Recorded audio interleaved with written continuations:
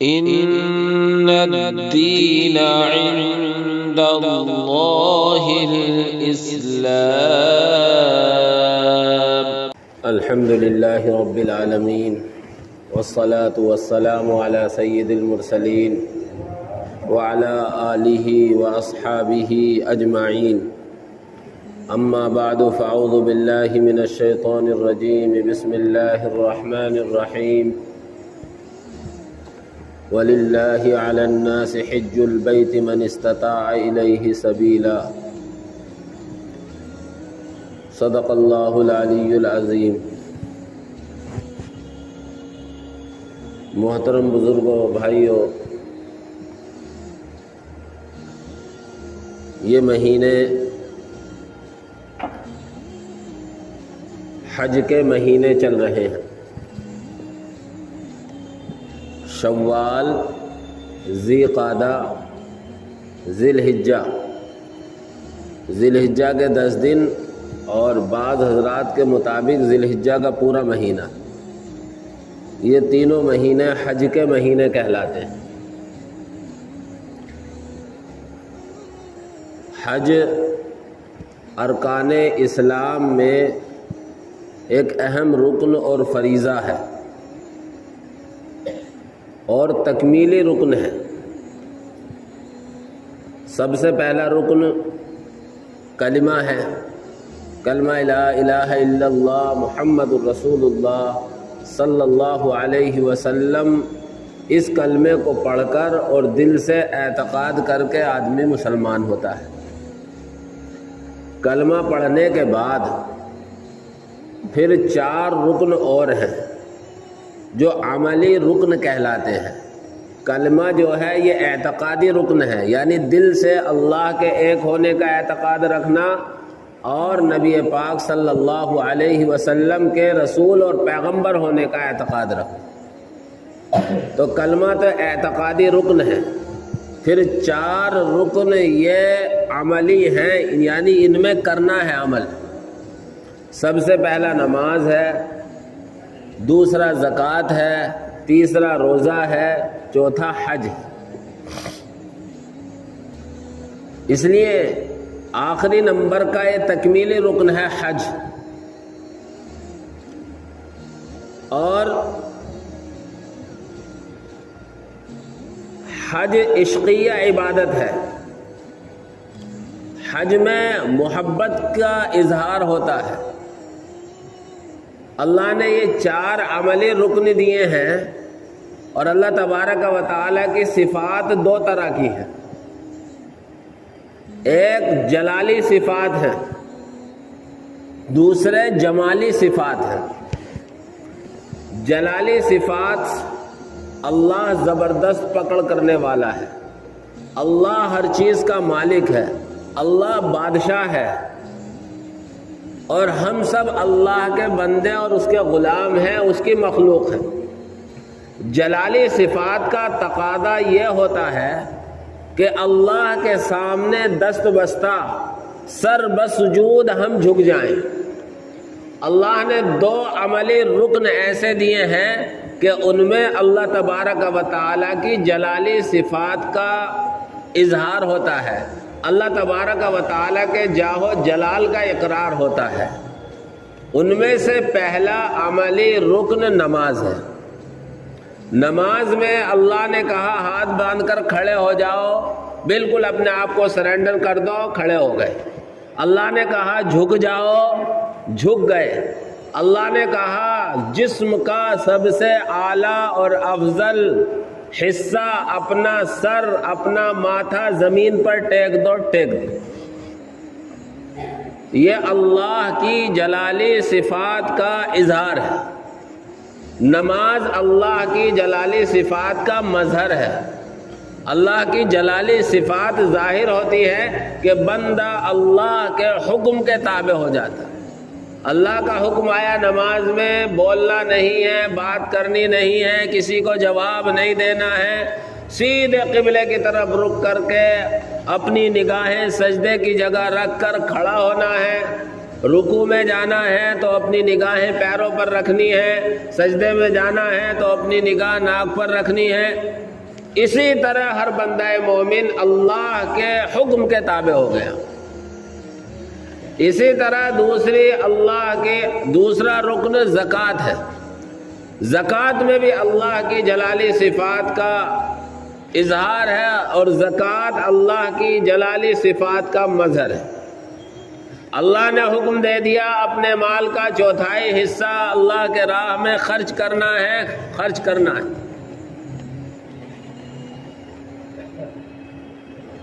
تو اللہ نے دو عملی رکن ایسے دیے ہیں جن میں اللہ کی جلالی صفات کا اظہار ہوتا ہے، اور دونوں رکن مظہر ہے اللہ کے جلالی صفات کے۔ پھر دو رکن ایسے دیے ہیں اللہ نے جو اللہ کی دوسری صفات جمالی ان کا مظہر ہے۔ روزہ اللہ کی جمالی صفات کا مظہر ہے، اور سب سے زیادہ مظہر ہے اللہ کی جمالی صفات کا حج۔ آدمی کو کسی سے عشق اور محبت ہو جاتی ہے، کسی سے تعلق ہو جاتا ہے، تو اس کی وجہ سے کھانا پینا چھوڑ دیتا ہے آدمی۔ روزے میں اسی چیز کا اظہار ہے۔ اللہ کے جمال کی وجہ سے بندہ اپنے کھانے پینے کے ٹائم ٹیبل کو بدل دیتا ہے، اپنے کھانے پینے کے نظام کو بدل دیتا ہے، پورے دن بھوک اور پیاس میں رہتا ہے۔ یہ اللہ کے عشق، اللہ کی محبت کا اظہار ہے۔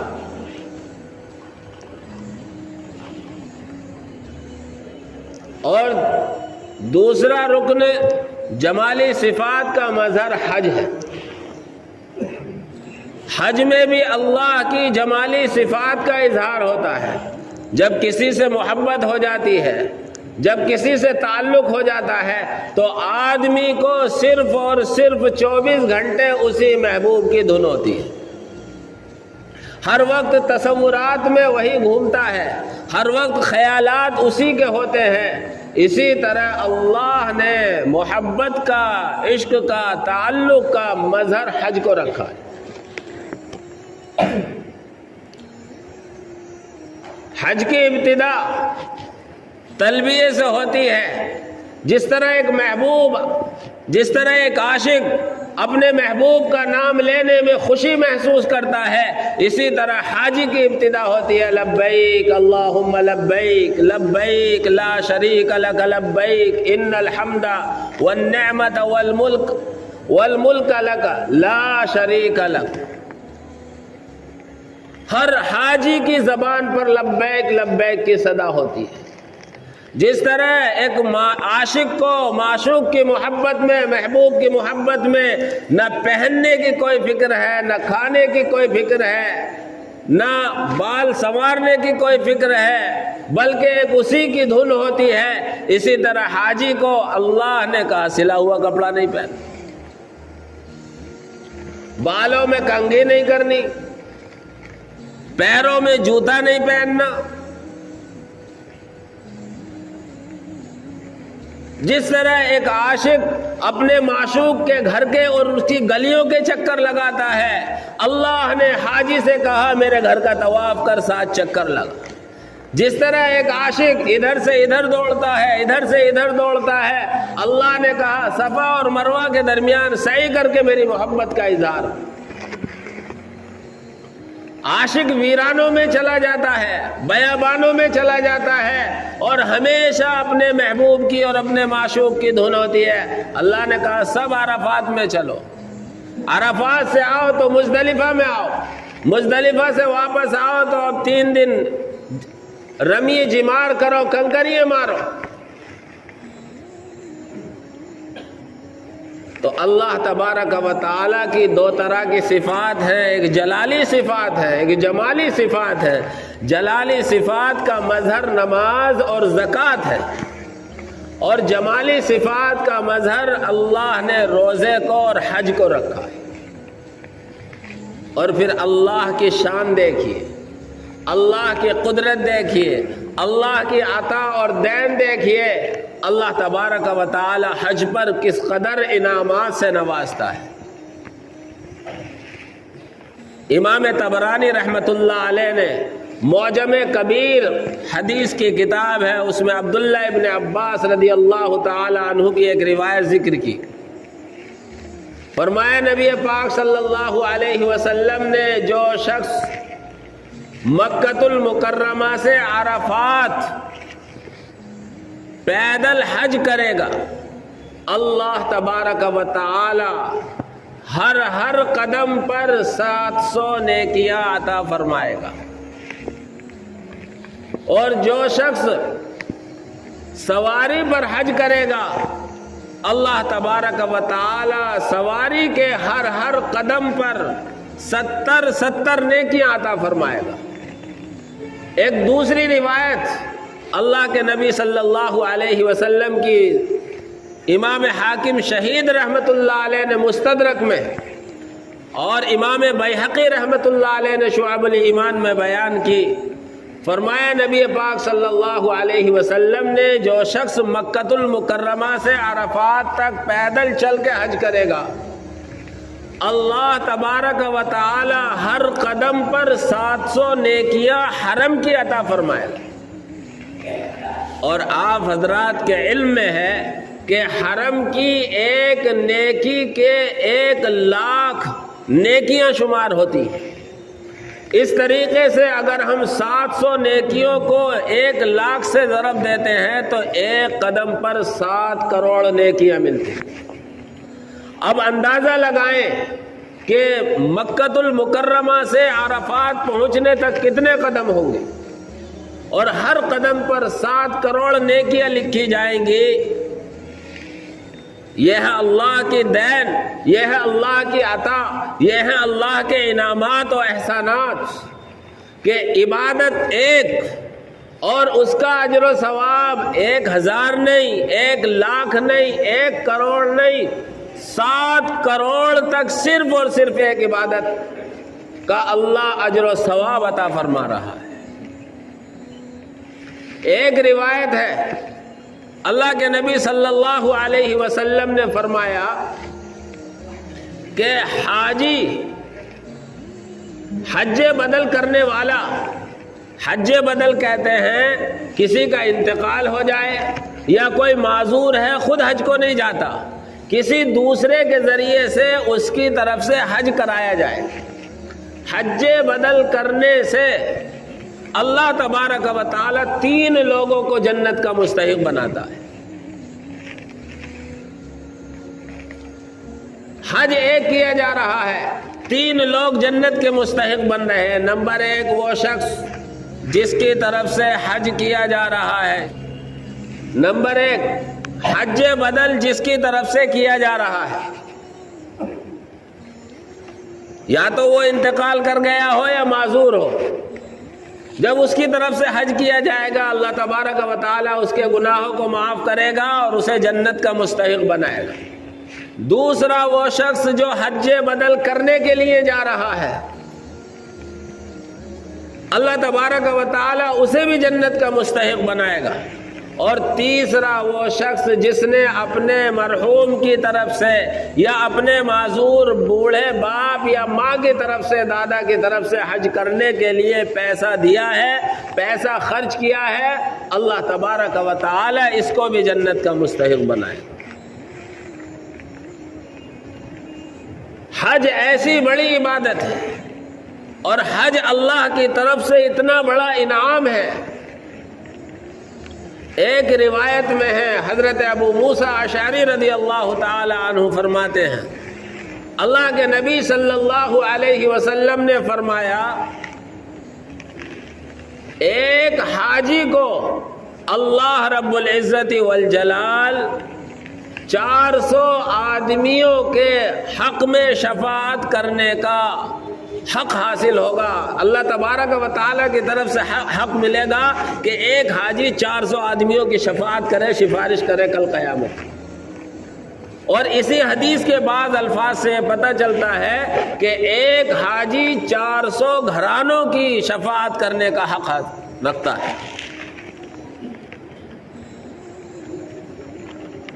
میرے بھائیوں، یہ حج اللہ کی طرف سے بہت بڑا انعام ہے، اور حج اللہ تبارک و تعالیٰ کی طرف سے بہت بڑا احسان ہے کہ ہر قدم پر 7 کروڑ نیکیاں مل رہی ہیں۔ اللہ کی طرف سے 400 گھرانوں تک کی شفاعت کا حق حاصل ہو رہا ہے۔ دنیا کے اعتبار سے کوئی صاحب حیثیت آدمی، کوئی ہلکا پھلکا عہدیدار آدمی اگر ہمیں امید دلا دے کہ تم ہمارے پاس لے آنا، ہم تمہاری سفارش قبول کر لیں گے، تو آدمی پھولا نہیں سماتا۔ اللہ رب العزت حج کا فریضہ ادا کرنے کے صلے میں اللہ 400 افراد یا 400 گھرانوں تک کی شفاعت کا حق دے گا حاجی کو۔ یہی وجہ ہے، صحیحین کی روایت ہے، یعنی بخاری اور مسلم میں یہ روایت ہے، من حج فلم یرفث ولم یفسق، جس نے حج کیا ہو اور حج کے دوران اس نے کوئی نفسانی خواہشات، کسی طرح کا گناہ کا کام، گالم گلوچ، ایک دوسرے سے لڑائی جھگڑا نہ کیا ہو، رجع کیوم ولدتہ امہ، وہ حج سے اس حالت میں واپس آئے گا، حج سے ایسی حالت میں واپس آئے گا جس طرح بچہ ماں کے پیٹ سے بے گناہ معصوم پیدا ہوتا ہے، اس پر کسی کا کوئی حق نہیں ہوتا، اس پر کوئی گناہ نہیں ہوتا۔ حاجی بھی جب حج کر کے اس حالت میں آئے گا تو وہ بھی ایسا ہوگا جیسے آج ہی اس کی ماں نے اپنے پیٹ سے جنا ہے، یعنی بالکل معصوم بے گناہ۔ اور ایک روایت میں، ایک حدیث میں اللہ کے نبی نے فرمایا کہ حاجی جب حج کرنے کے لیے جاتا ہے تو 3 دن گزرنے پر اس کے سارے گناہ معاف ہو جاتے ہیں، اور باقی جو دن ہوں گے وہ سب اس کے لیے ذخیرہ ہوں گے، اس کے لیے صدقہ ہوں گے، یہ اس کا اجر و ثواب بڑھتا چلا جائے۔ اس لیے میرے بھائیوں، ہم سب کو یہ فکر ہونی چاہیے، ہم سب کی دلی تمنا اور دلی تڑپ ہونی چاہیے کہ ہم اللہ کے گھر کے چکر لگائیں، اللہ کے نبی کے روزے کی زیارت کریں، اور اس کے لیے ہم کوشش کریں۔ آج اللہ نے ایسی آسانیاں دی ہیں کہ ہم میں سے 50% وہ لوگ ہیں جو حج آسانی کے ساتھ ادا کر سکتے ہیں، جو حج کا فریضہ جوانی میں کر سکتے ہیں۔ اللہ نے بہت دولت دی ہے آج اس زمانے میں، اللہ نے اس وقت میں بہت نوازا ہے، لیکن ہوتا یہ ہے کہ ہم نے تو یہ سمجھ رکھا ہے کہ حج تو جب ہمارے ہاتھ پاؤں چلنے بند ہو جائیں، ویل چیئر کی ضرورت پڑنے لگے، دوسرے کا سہارا لینے کی ضرورت پڑنے لگے، اس وقت ہوگا یہ فریضہ تو ادا، کہ ابھی تو بیٹے کا، ابھی بیٹی کا، ابھی مکان کا، ابھی پوتے کا، ابھی پوتی کا، یہ نکاح باقی ہے، ان کو کر لوں پھر کرنے کے لیے جاؤں گا۔ ادھر سے موت کا فرشتہ آ جاتا ہے۔ میرے بھائیوں، یہی وجہ تھی حضرات صحابہ کرام رضوان اللہ تعالی علیہم اجمعین، تابعین، تبع تابعین، بزرگان دین اپنی ناداری، تنگی اور کمزوری کے باوجود ہمیشہ یہ کوشش کیا کرتے تھے کہ ہم زیادہ سے زیادہ حج اور عمرے کر لیں، زیادہ سے زیادہ اللہ کے نبی کے روزے کی، اللہ کے گھر کی زیارت کر لیں۔ خود امام اعظم امام ابو حنیفہ رحمۃ اللہ علیہ کے بارے میں ہے کہ 55 حج کیے ہیں، 55۔ آج تو اللہ کا فضل ہے، ایسی آسانیاں ہیں کہ ہم آسانی سے حج کر سکتے ہیں، لیکن ہمارے کتنے صاحب ثروت، کتنے مالدار، کتنے وسعت والے دنیا سے یوں ہی رخصت ہو رہے ہیں، حج جیسا اہم فریضہ ادا نہیں کرتا۔ ایک حدیث میں اللہ کے نبی صلی اللہ علیہ وسلم نے فرمایا، اللہ فرماتا ہے، حدیث قدسی ہے، اللہ فرماتا ہے جسے میں نے صحت و تندرستی دے رکھی ہے، جسے میں نے آسانی اور وسعت دے رکھی ہے، یعنی فراوانی ہے مال کی، اللہ نے گنجائش دے رکھی ہے، اور اس نے 5 سال کے اندر اندر میرے گھر کی زیارت نہ کی تو وہ بہت بڑا محروم۔ اور ایک روایت میں یہ ہے کہ 4 سال کے اندر زیارت نہ کی تو وہ بہت بڑا محروم۔ لیکن ہر 5 سال کے بعد یا ہر 4 سال کے بعد حج فرض نہیں ہے۔ حج زندگی میں ایسی عبادت ہے تو صرف ایک مرتبہ فرض ہے۔ اللہ سے عشق و محبت کا اظہار صرف ایک مرتبہ فرض ہے، لیکن علماء نے اس حدیث کی بنیاد پر لکھا ہے کہ اگر قانونی کوئی رکاوٹ نہ ہو، کسی طرح کا کوئی اور خرچہ ذمے میں نہ ہو، اور اللہ نے حیثیت دے رکھی ہے تو ہر 5 سال کے بعد، ہر 4 سال کے بعد حج اور عمرہ کرنا اس کے لیے مستحب۔ آج بھی اللہ نے جنہیں عقل دی ہے اور دین کی صحیح سمجھ دی ہے، بہت سے ایسے لوگ ہیں جو زندگی میں کئی بار حج اور عمرے کرتے ہیں، لیکن میرے بھائیوں یہ اس وقت ہے جب دیگر ہمارے ذمے میں دوسری ذمہ داریاں نہ ہوں۔ اگر ہمارے پڑوس میں کوئی غریب ہے، اگر کوئی بیوہ ہے، تو ہم نفلی حج کرنے کے بجائے ہمارے لیے بہتر ہوگا کہ ہم اس کا ہاتھ بٹائیں، ہم اس کے کام آئیں۔ کسی کا گھر کمزور ہے، وہ ایسا آدمی نہیں ہے جو اپنی محنت سے کچھ کر سکے، معذور ہے، اس کا گھر بنوا دیں، یہ بھی بڑا فضیلت کا کام ہے اور ثواب کا کام ہے۔ اس لیے میرے بھائیوں حج کا مہینہ چل رہا ہے، اللہ کے نبی صلی اللہ علیہ وسلم نے فرمایا حاجیوں سے جاتے وقت بھی دعاؤں کی درخواست کیا کرو اور آتے وقت بھی حاجیوں سے دعاؤں کی درخواست کرو۔ اللہ نے جنہیں یہ موقع عنایت فرمایا ہے ان سے ہم دعاؤں کی درخواست کریں، اور اپنے لیے بھی اور پوری امت کے لیے اللہ تبارک و تعالی سے اس اہم فریضے کی ادائیگی کے لیے دعائیں بھی کریں، اور ہر ایک کے دل میں یہ تمنا ہو کہ اللہ میں اپنی ان آنکھوں سے اپنی زندگی میں تیرے گھر کی زیارت کروں، تیرے نبی کے روزے کی زیارت کروں۔ اللہ ہم سب کو قبول فرمائے اور حج جیسی اہم عبادت کے لیے ہم سب کو بار بار مقدر فرمائے اور بار بار جانا آسان فرمائے۔ آمین وآخر دعوانا الحمدللہ۔